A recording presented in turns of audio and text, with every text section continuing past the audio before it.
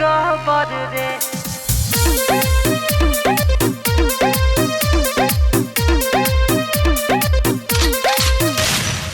सारा घमंड तोहर टूट जाई रे, सन की भेजाता सांस रुक जाई रे। क्या समझे? सारा घमंड तोहर टूट जाई रे, सन की भेजाता सांस रुक जाई रे।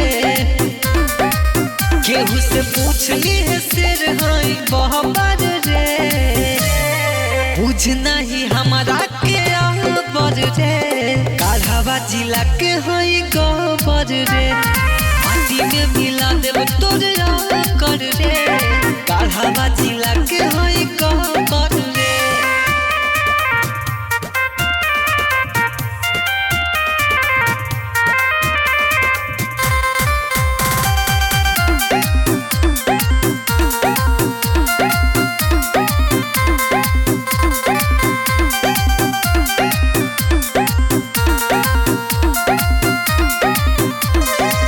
अगर देखावल तोहर पर जाई भारी, सुन ले बेटा हनी सातिर शिकारी।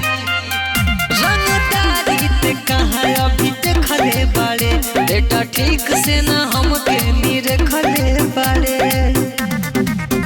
हर क्षण में खोदा जाई कहबर रे, बुझ जानी हमारा के आबर रे।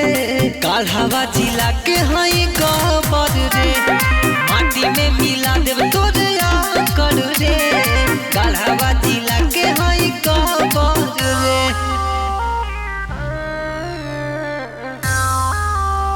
जिला के हई गबर रे।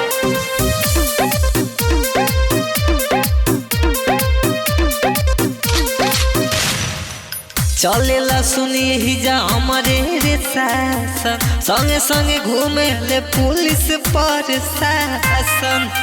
रंगदार हई सुन रंगदारी करब, अरे सुन लेना केहू के गुलामी करब।